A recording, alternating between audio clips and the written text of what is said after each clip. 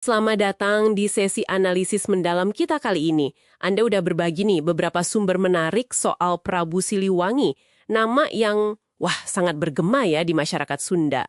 Banyak lapisannya ini kayaknya. Betul sekali. Sumber-sumber yang Anda kumpulkan ini memang melukiskan figur yang kompleks ya. Ada fakta sejarah, tapi legendanya juga kuat banget.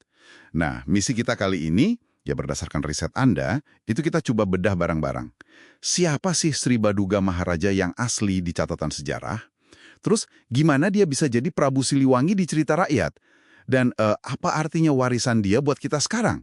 Yuk kita pisah-pisahin fakta sama narasi budayanya. Oke, mari kita bongkar pelan-pelan ya. Kita mulai dari yang paling dasar, bukti primer kayak prasasti batu tulis. Ini kan ngasih kita nama raja yang beneran ada, Sri Baduga Maharaja.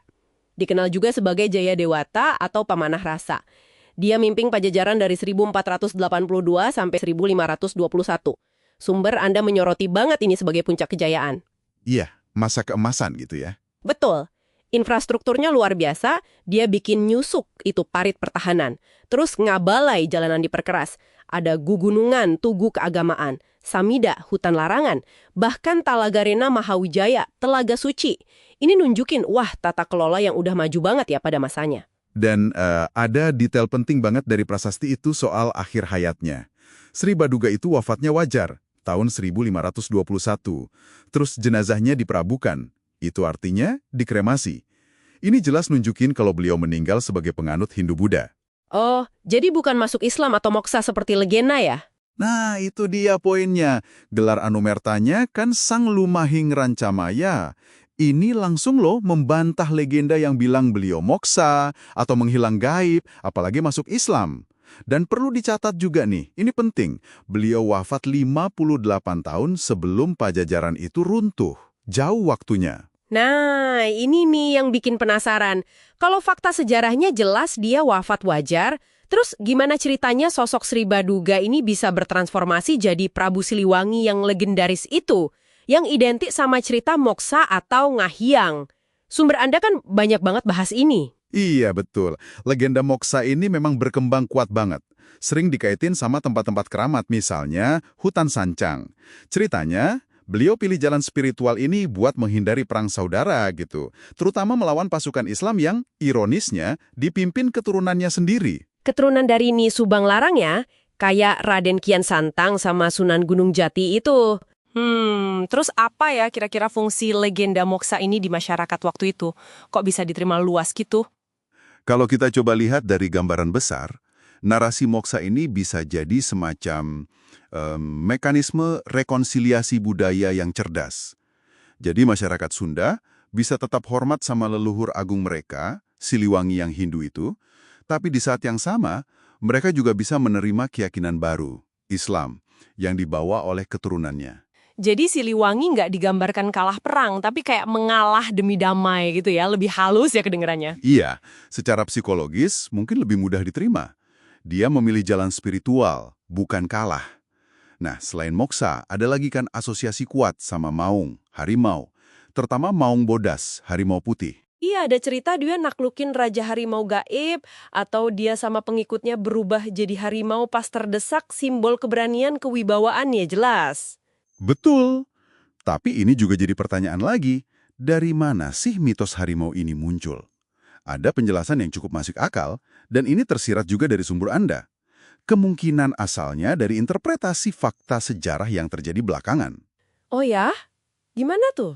Jadi, setelah Pajajaran runtuh tahun 1579, ibu kotanya di Pakuan, Bogor sekarang, itu kan ditinggalkan, jadi hutan lebat lagi.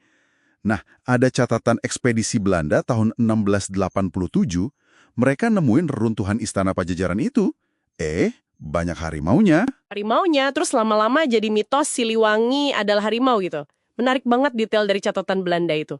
Ini penting banget ya berarti buat membedakan legenda moksa Siliwangi itu sering bikin kabur fakta kalau kerajaannya sendiri nggak runtuh saat itu. Tepat sekali. Harus dipisahkan. Keruntuhan Pajajaran itu proses sejarah yang kompleks. Terjadinya di 1579, jauh setelah Sri Baduga wafat. Penyebabnya tekanan geopolitik, ekonomi dari aliansi Kesultanan Islam Cirebon Demak. Yang notabene, itu tadi, masih keturunan Siliwangi juga dari jalur lain. Mereka rebut pelabuhan penting kayak Sunda Kelapa tahun 1527 ya, memutus ekonomi Pajajaran. Betul. Terus serangan finalnya dari Kesultanan Banten tahun 1579, itu yang menghancurkan Pakuan. Ditandai dengan diboyongnya singgasana Batu Kramat, Palangka Sriman Sriwacana. Itu simbol akhir kedaulatan Pajajaran. Tapi meskipun kerajaannya udah nggak ada, nama Siliwangi ini justru hidup terus ya. Malah kuat banget. Sampai sekarang kita lihat dipakai nama institusi modern. Kodam 3S Siliwangi, Universitas Siliwangi. Ini kan nunjukin namanya jadi simbol kekuatan, kepemimpinan, kebanggaan daerah. Persis. Figur Siliwangi yang abadi di memori kolektif Sunda ini, ia seperti tergambar dari sumber-sumber Anda itu, dia jadi semacam amalgam. Campuran antara raja sejarah Sri Baduga yang hebat, pahlawan mitos Prabu Siliwangi yang sakti, sekaligus leluhur yang bijaksana. Dia itu representasi zaman keemasan Sunda lah. Oke, jadi kalau kita simpulkan nih dari penelusuran sumber-sumber Anda, Siliwangi ini kayak dua sosok yang menyatu ya. Ada Sri Baduga Maharaja, raja pembangun di era emas Pajajaran, yang sejarahnya jelas, akhir hayatnya pun tercatat. Terus ada Prabu Siliwangi, sosok legenda yang lahir karena kebutuhan kolektif buat memaknai perubahan zaman, dan jadi jangkar identitas budaya Sunda yang kuat sampai sekarang. Yah, benar. Sebagai pemikiran penutup nih, buat Anda renungkan. Gimana caranya sebuah masyarakat itu seringkali membentuk ulang atau menggunakan kembali ya figur-figur sejarahnya. Kisah Siliwangi ini nunjukin banget kalau ingatan kolektif itu bukan cuma soal ngerekam masa lalu apa adanya, tapi juga soal menegaskan kita ini siapa di masa kini dan mau kemana di masa depan. Nah, proses transformasi Sri Baduga jadi Prabu Siliwangi ini cermin banget dari dinamika pembentukan identitas itu.